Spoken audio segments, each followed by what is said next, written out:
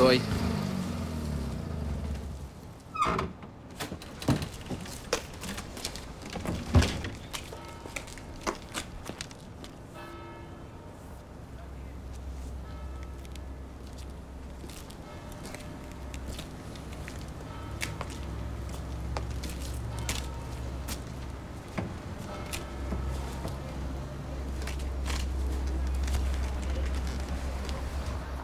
Выгружайте. Но, господин офицер, выгружайте, пожалуйста. Да, да.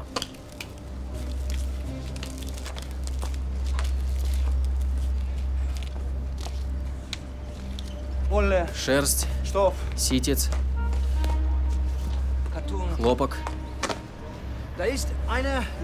Вот это очень хорошая шерсть.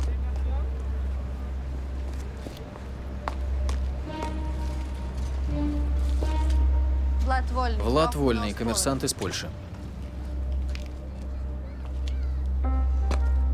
Коммерсант. Странно. Этот шелк, кажется, не мой. Может быть, он тут и лежал? Это не ваш рулон? Выгружайте, пожалуйста.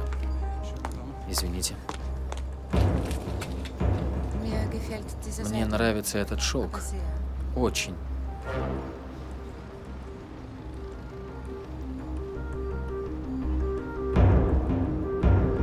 Ладно. Грузите и езжайте. А шелк оставьте здесь. Понятно? Понятно. Спасибо.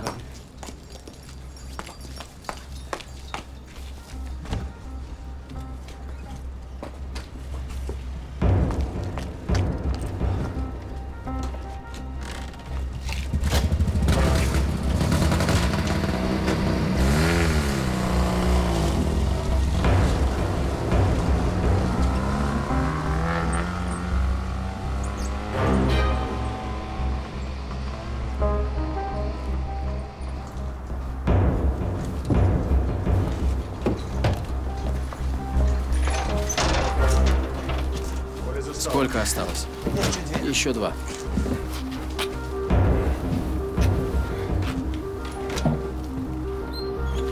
Влад, как ты умудрился это провести? Патрули везде. Мы уж думали, сцапали тебя. Осторожней. Не шелк грузишь. Катись, пижон. Вези еще динамит.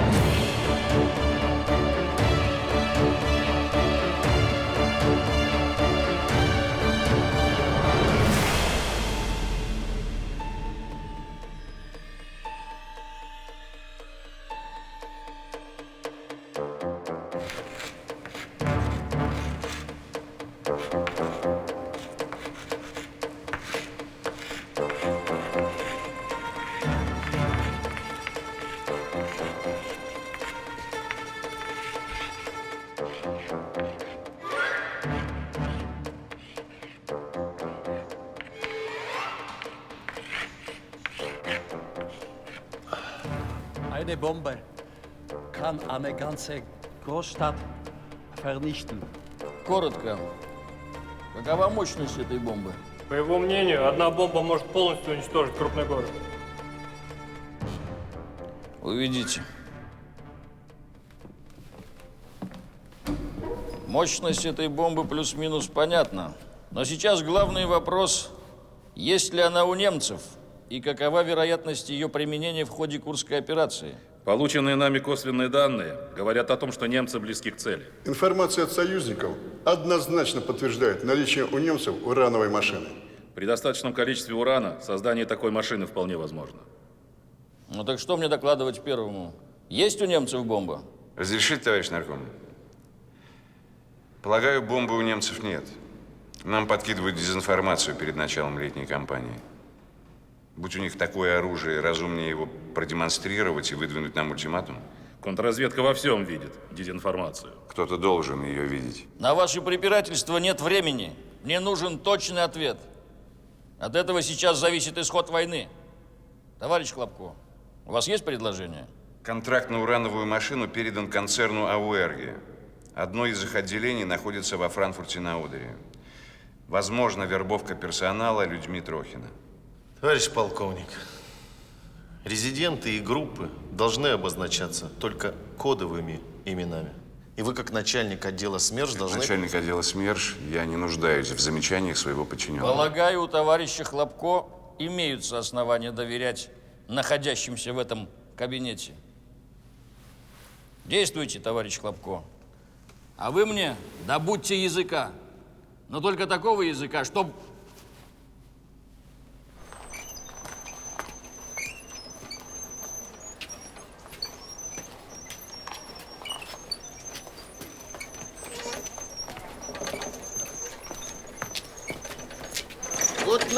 Добрый вечер, Гершауф. Вы вроде должны были ехать сегодня в Кёльн. К черту, опять взрыв на железной дороге. Зачем мне мировое господство, если я не могу спокойно ездить по дорогам у себя в Германии? И в чем величие немецкой расы, арийской расы, если любой полукровка может остановить меня на улице, рассуждать о том, что я должен, а чего не должен? Прошу прощения, Гершауф. Прошу прощения.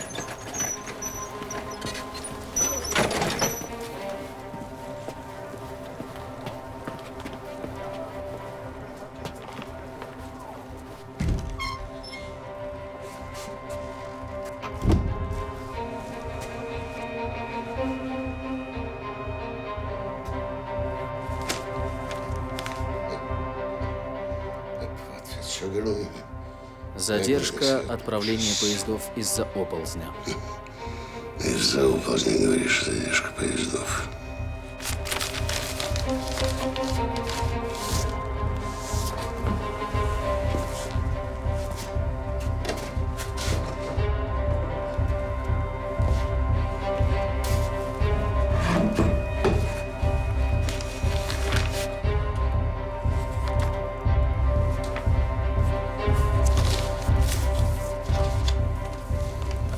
Срочно продам комплект мебели для загородного дома. Стол, 6 стульев, 2 банкетки, канапе. Смотреть в любое время. Срочно подтвердить наличие урановой машины АУЭРГИ. Оперативное мероприятие временно остановить и использовать все ресурсы для выполнения задания.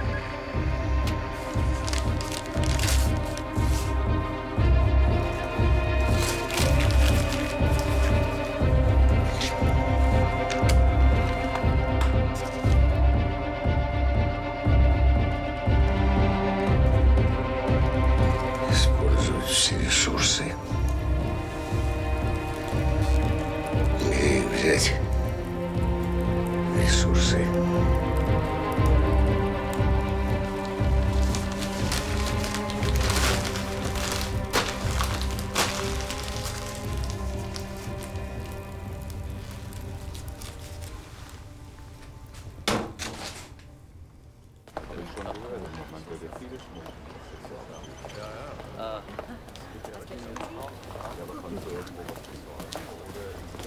Одно пиво, пожалуйста.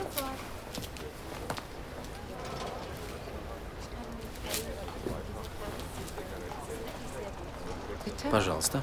Спасибо.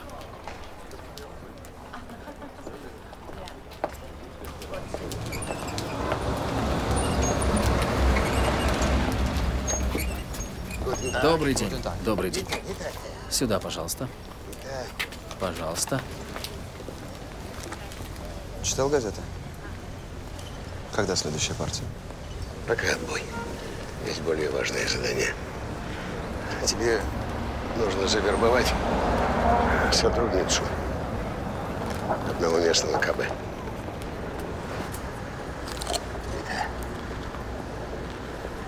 Завербовать? Я не умею. Прошу прощения.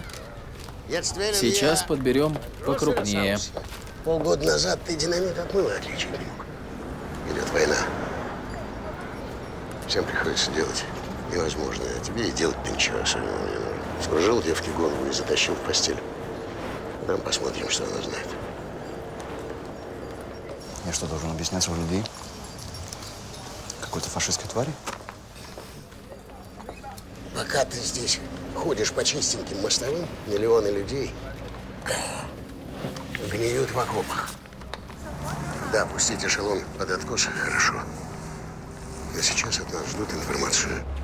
Чтобы ее получить, я готов затащить в постель любимую собаку Гитлера. И петь для нее серенады. Кстати, и пристрелить тебя я тоже готов за невыполнение приказа. Данке. Данке. Спасибо. И когда приступать? Через полчаса. Через полчаса? Данке, Шаун. А ты что, чем-то занят? Она полька. Зовут ее Катерина Штур. Ты ведь тоже как бы поляк. Примерно через полчаса она пройдет вот по этой улице. Пока можешь допить свое пиво. Данке, Шаун. Спасибо большое.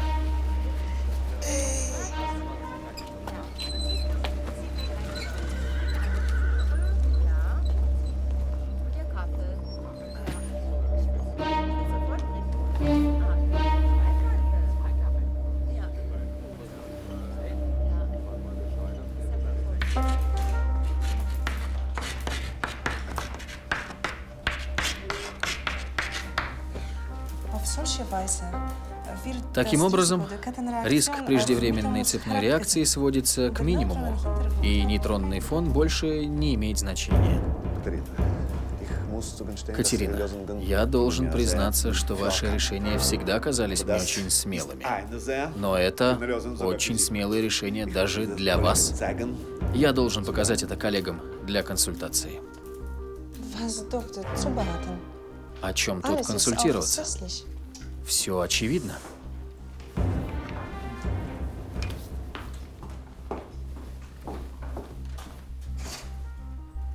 Ага.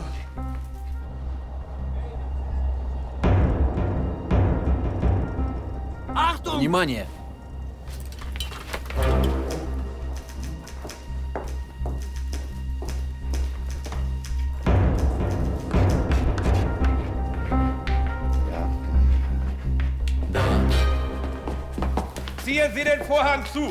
Закройте штору. Простите, господин майор. Я только хотела... Это не должно повториться. Никто, я повторяю, никто не должен видеть ни в окно, ни в замочную скважину, чем вы здесь занимаетесь.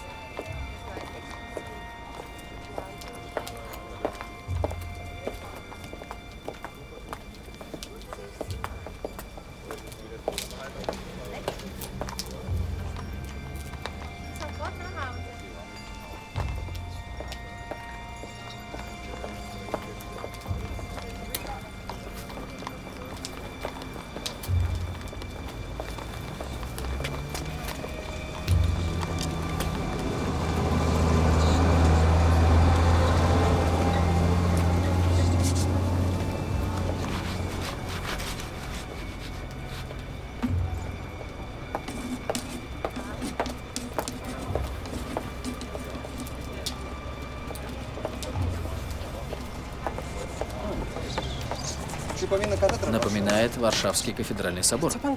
Что вы сказали? Похоже на Варшавский кафедральный собор.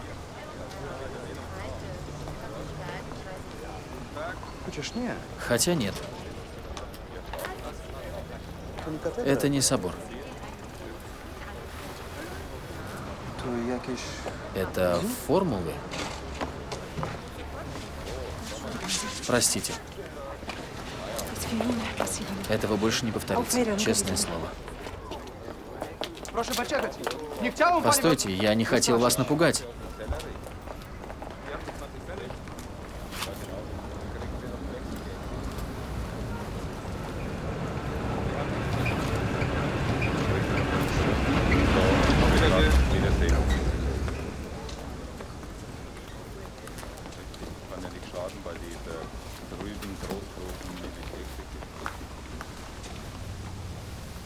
Я не знаю, чего она испугалась. Ты мне не крути. Что может быть проще? Подошел, кивнул, заговорил. Я и заговорить с ней не успел. По-моему, у нее вообще не все дома. Рисовать начала, сама с собой разговаривает. Ладно. Завтра пришлю 2 ребят. Изобразят грабителей. Выскакиваешь, спасаешь барышню. Ну, а дальше разберешься. Постой. Чего ты, чего кривишься? Не знаю, может быть, у нее и не все дома. Но я прошу, дайте мне еще один шанс. Завтра. Хорошо? Хорошо. Завтра.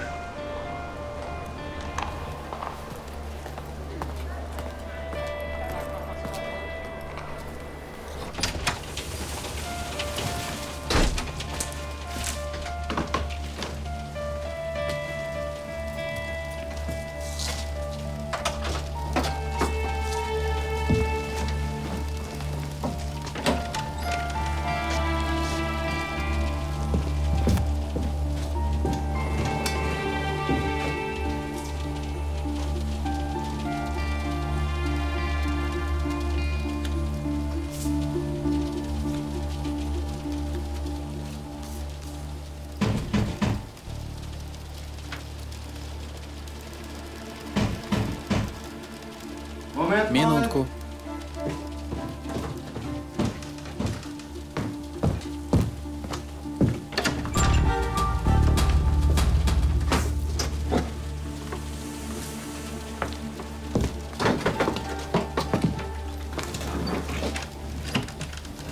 Ясный пан, разрешите доложить? Тише. Ясный пан, разрешите доложить? Ткани доставлены, деньги положены в банк. Масло в машину заправлено. Что так долго не открывал? Крыша протекает. Это только первые капли. Скоро по всей Германии крыши потекут. Слушай, есть возможность подобраться к опоре моста. Но там нужен мощный заряд. Когда сможешь достать? Приказано пока взрывы прекратить. То есть как? Это приказ. А приказы не обсуждаются. Но погоди, там люди ждут. У тебя приказ? Так я могу сам забрать взрывчатку? Нет. Ты не сможешь.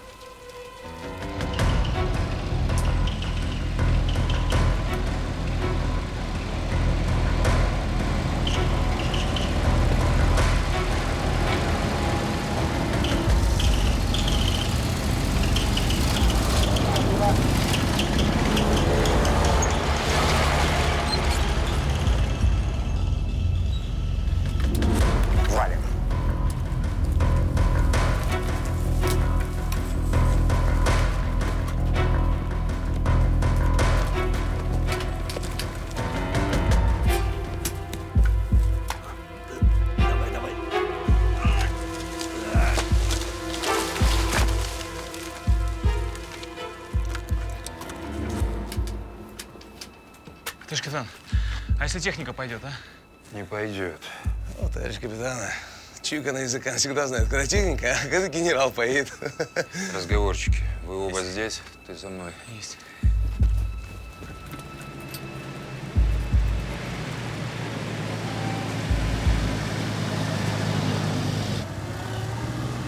И все же я рассчитываю увидеть вас завтра, Эльза. Что там?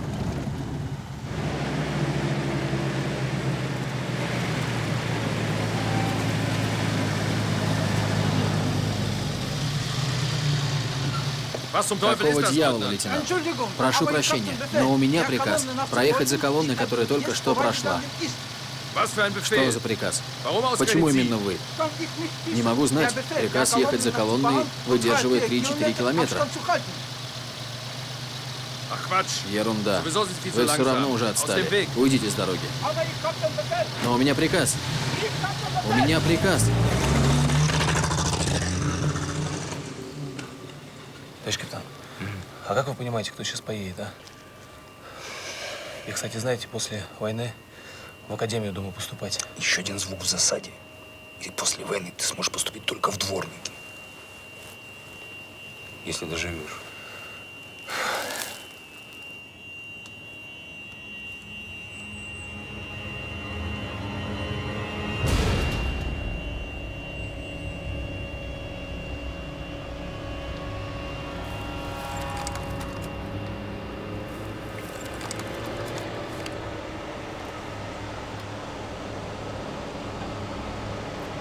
Нас отвлек этот молокосос.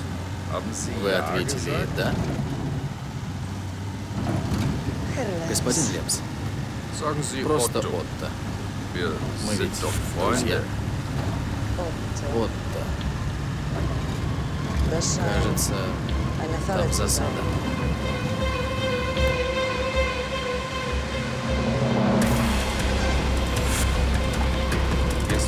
Только что здесь проехала колонна. Ганс, посмотри, что там. Убрать дерево, быстро!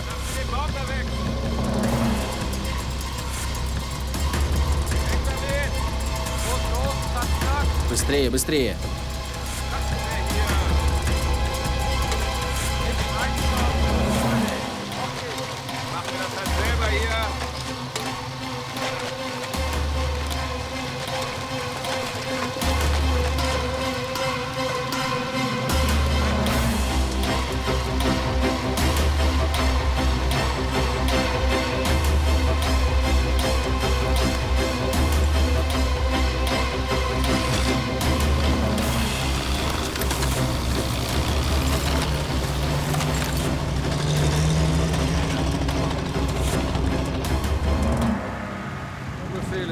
Чтобы командовать, нужны стальные нервы и воля.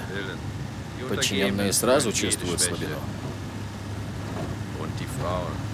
И женщины.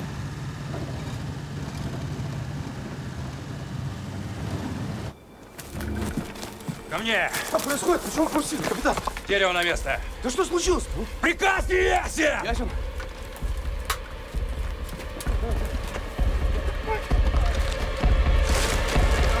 Живее!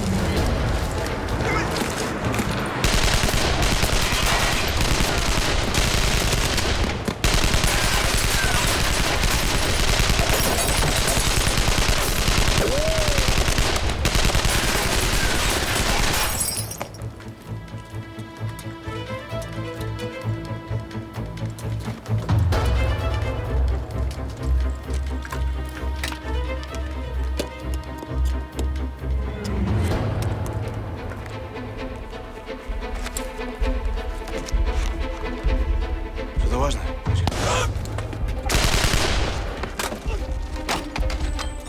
Надо уходить. А как же он? Догоняй.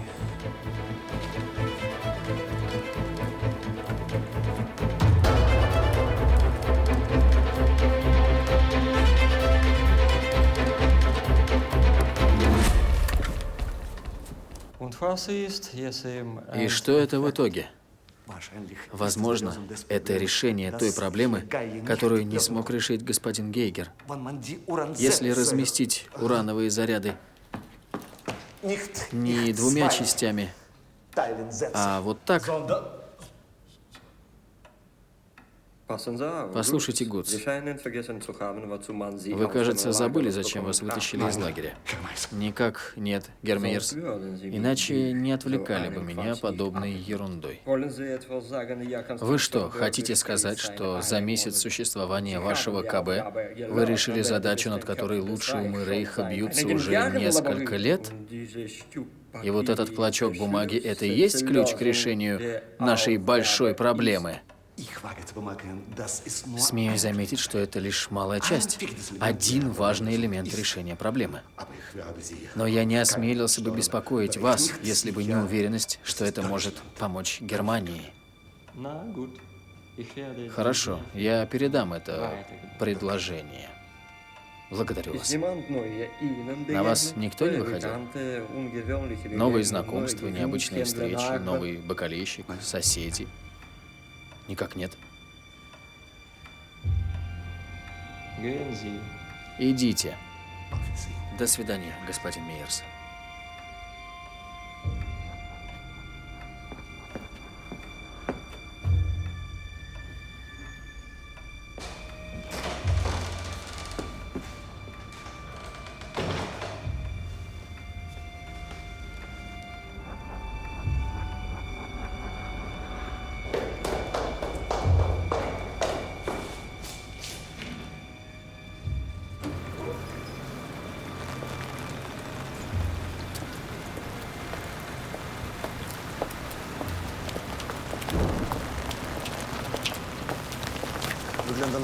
Похоже, вы о чем-то мечтали? Не хотел вас отрывать. Это вы?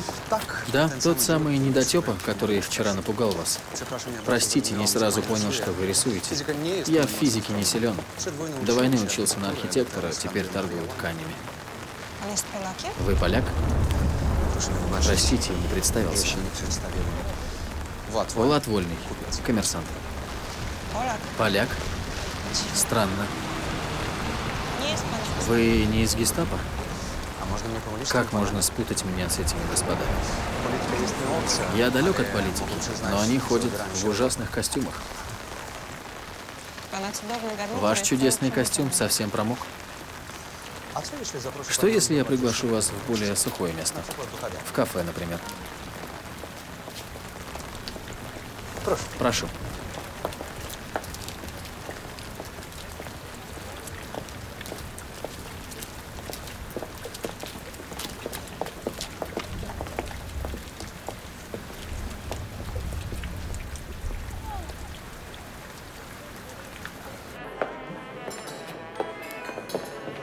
Наконец-то. А я уж думал, вы не придете. Прошу, к нашему шалашу. Пожалуйста. Да уж. А разве не было столика подальше от входа?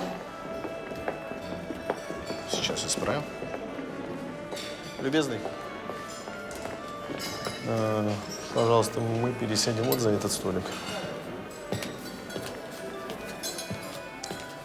Добрый вечер. Майор СМЕРШ Синицын. Вы не уступите мне свой столик? Майор, вы обращаетесь к старшему по званию. Так точно. И повторяю еще раз. Майор СМЕРШ Синицын. Очевидно, стол нужен по оперативной необходимости. Или так.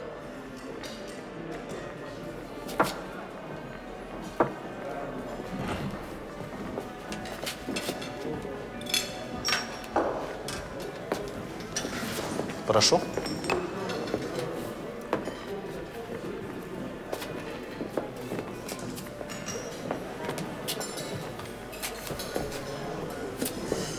Однако вы кавалер. Как вы согнали их? У них же звездочек больше? Или это не важно? Для меня не важно. Я в таком ведомстве служу, что могу любого генерала в бараний рог свернуть, ну, если будет на то нужда. Получается, вы самый главный? Постойте, но у вас же есть свои полковники-генералы. Получается, они вас могут в бараний рог? Не могут, потому что я про всех все знаю. И могу в любой момент делу ход дать. У меня и мои генералы с рук едят. И даже начальник? Начальник. Из бывших раз, брат за кордон ушел 2, и его биография под стать его фамилии. Хлоп, и готово. Дорогая моя Анна. Кстати, а я до сих пор не знаю вашего отчества. Ну, мы же договорились. Без отчества. Давайте тогда с вами выпьем на брудершафт. Как это? Слово немецкое? Ленгизовское, я вас научу. Значит,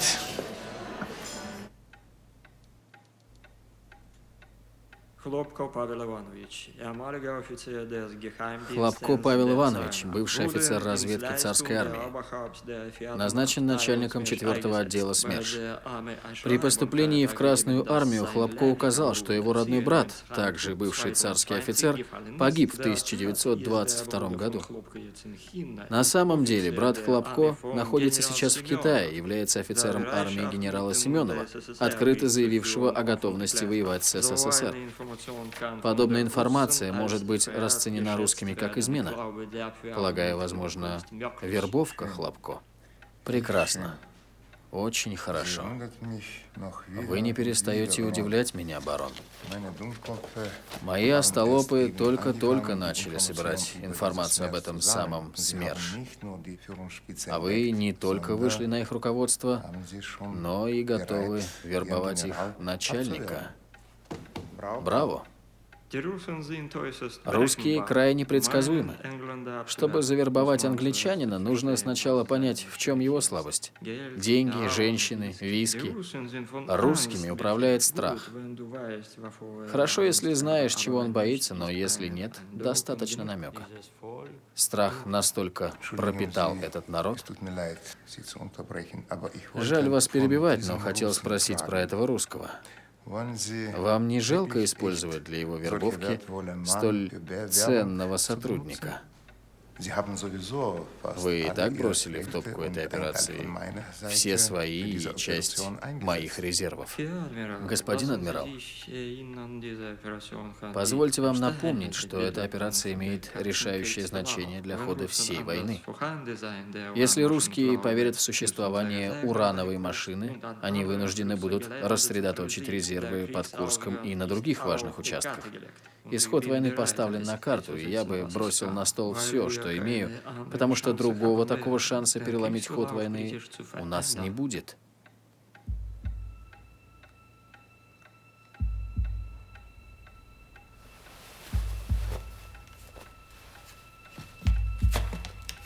Сидите, сидите.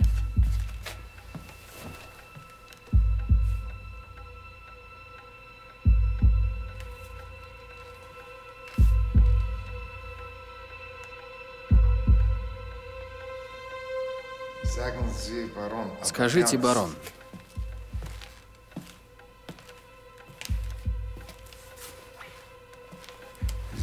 а вы сами уверены, что нам удастся переломить ход войны? С русскими нельзя воевать, как с высокоразвитыми странами. С ними нужно воевать, как с крысами или осами. Юрген, бога ради, только одно слово – да или нет. Я готов поставить на карту собственную голову, адмирал. Слово чести.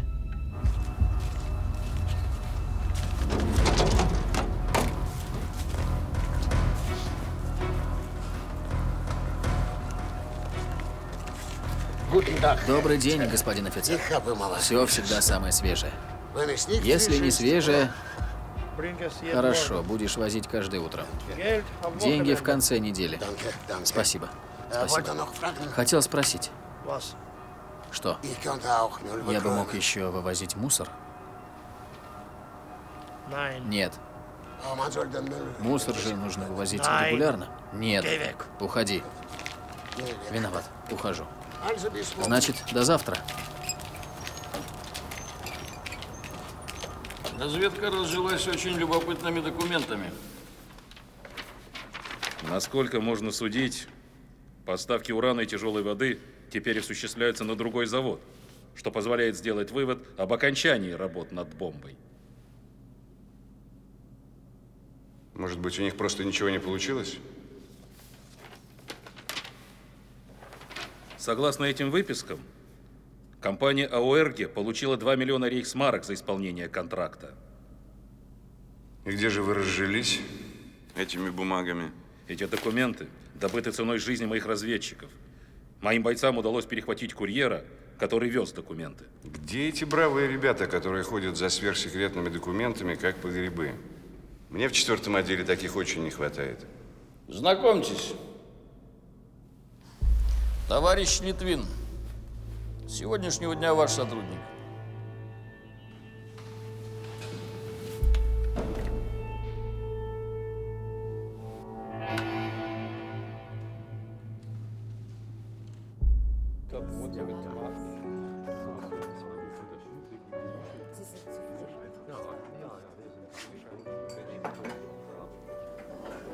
Tęskni pani za Warszawą?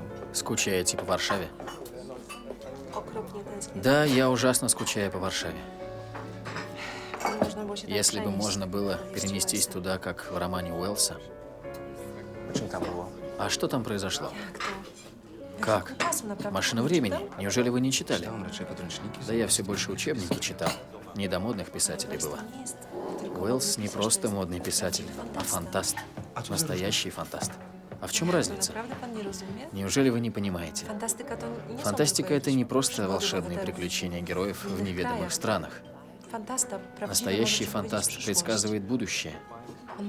Предвидит то, что люди создадут через годы, может быть, столетия. Самодвижущиеся кареты, летающие стальные птицы, лекарства от оспы. Все это когда-то было описано фантастами. Постойте. По-вашему, выходит, раз Уэллс предсказал полеты на Луну, то мы скоро туда полетим? На Луну летали и Толстой, и По, и Верн. Не в этом дело. Для такого полета нужна существенно новая энергия, которую может дать только энергия атома.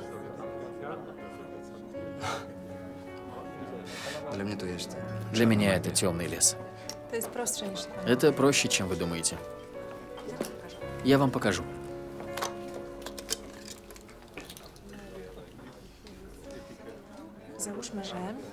Предположим, сейчас я возьму ручку.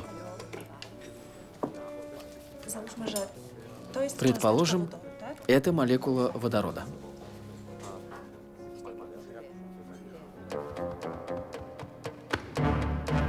Нет у нас времени на вербовку.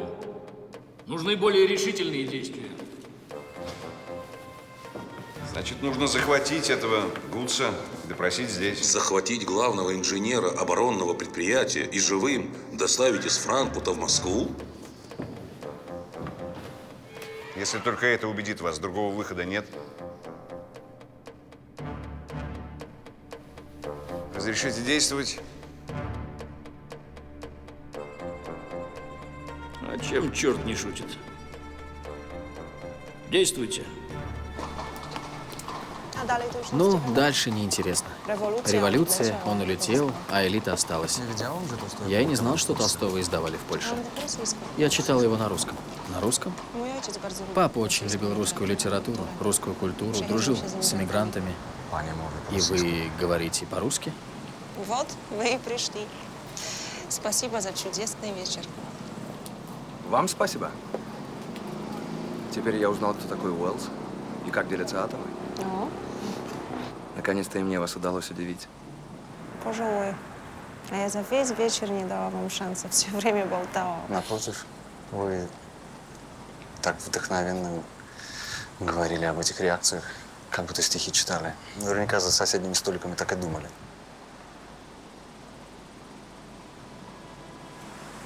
Я вряд ли смог бы так описать ваши глаза.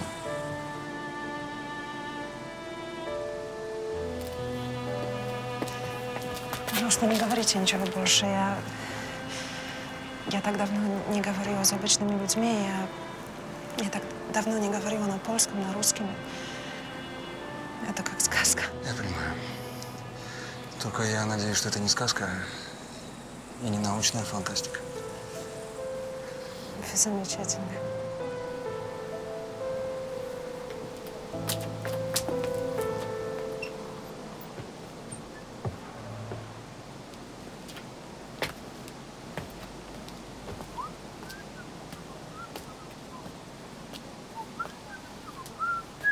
Ты что, Ромео, собрался год за ней ухаживать?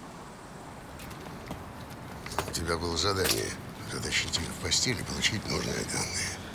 Слушай, это совсем не обязательно. Она не фашист. Просто физик работает в этой компании. Я могу получить любую информацию без этого. Это она сама тебе надела. Это они могут. Когда мы будем их судить и вешать, они такое споют. Да послушай, она мне сама все расскажет. Вот смотри. Это ты послушай. А тут совсем другое. Нет, брат, здесь тоже война. Если есть приказ, его надо выполнять. И неважно, приказ это завалить фрица или завалить какую-то нефашисточку. Если ты это не понимаешь, придется вмешаться. Что значит вмешаться?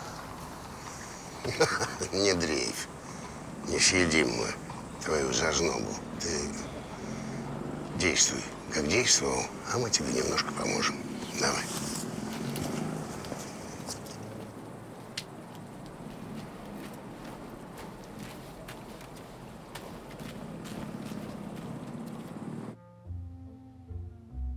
Я не понял вопроса.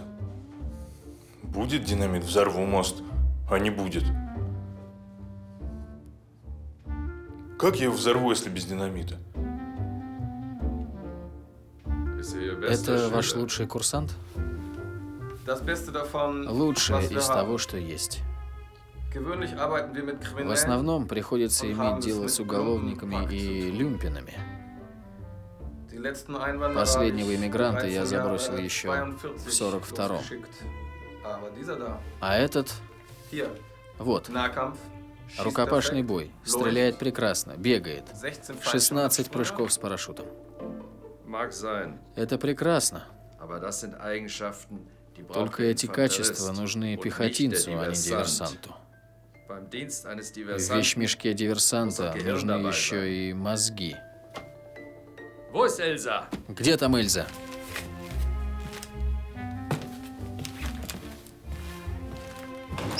Я есть не могу подобрать ваших немецких слов, Deutschen Worte, чтобы картину описать. Beschreiben, ну, неважно. Вы все равно шоны, чем сама Афродита. Ну, очень жаль, что вы у нас проездом, а то я бы угощать вас настоящий Шварценкафе. Германия, Deutschland, конечно, великое, großes Land. Но кофе у вас есть отвратный, извините. Курсант. Хай Гитлер! Как ваша фамилия, курсант? Курсант Шут. Это не фамилия, как вы Я понимаете. есть иметь самые серьезные намерения. Молчать. Под арест. Дайте мне его дело. Этот, он крайне ненадежен. Они все крайне ненадежны. Но с этим я хочу поговорить.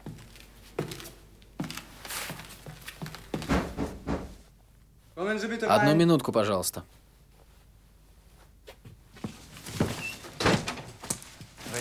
Дождя сегодня нет? Как назло, удивительно тихо. Ни дождя, ни грома, ни взрывов на дорогах. Ровно? Хоть в гроб ложись. Или записывайся в нации. Послушай, Ежи. У меня приказ. Видел я твой приказ. Так себе. Сутулая, в очочках.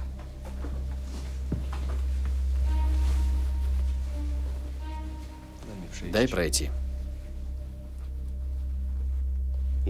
Иди. Пока.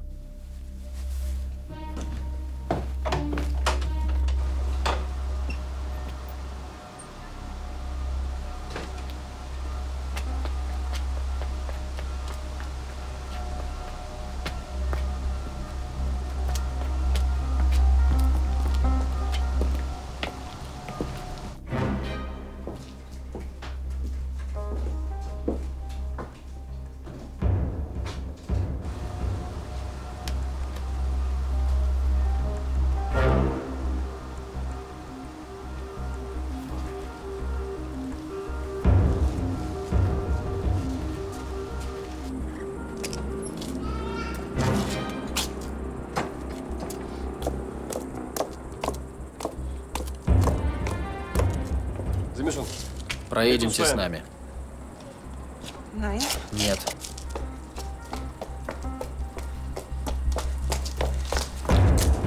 Гестапо. Вы едете с нами.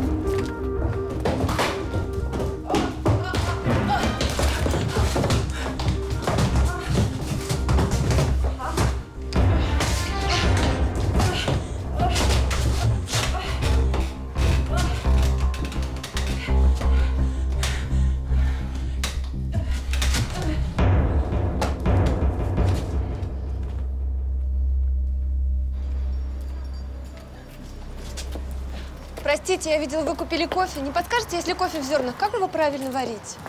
Вначале его нужно правильно смолоть. Извините. О, постойте, товарищ офицер, я сейчас запишу. Берем кофе в зернах. Так? И как вы сказали? Я очень тороплюсь. Извините. Ой, я тоже сейчас очень спешу. Вы знаете, нам нужно обязательно встретиться. Завтра. Зачем? Обязательно нужно. Возьмите. Не потеряйте, товарищ Хлопко!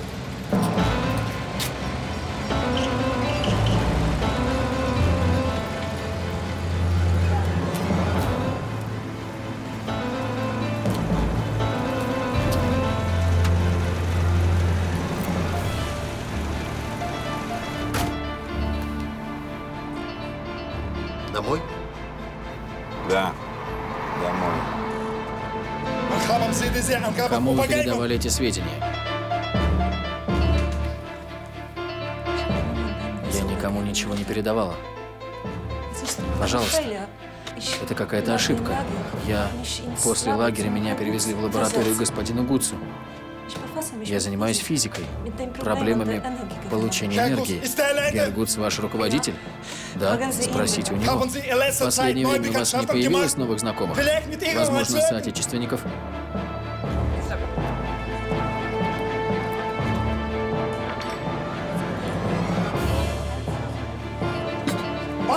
Правду. Говори. Да, я просто пытаюсь вспомнить. Нет. Точно нет.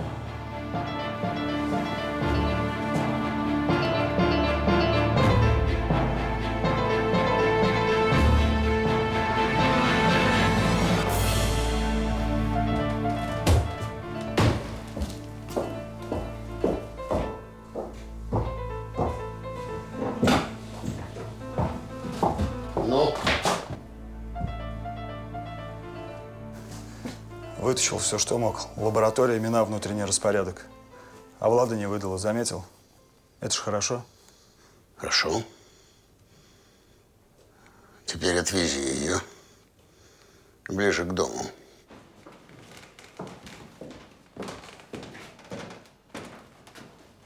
Как она? Жар спал, спит. Что, доктор? А что доктор? Посмотрела, пощупала. Говорит, больше пить.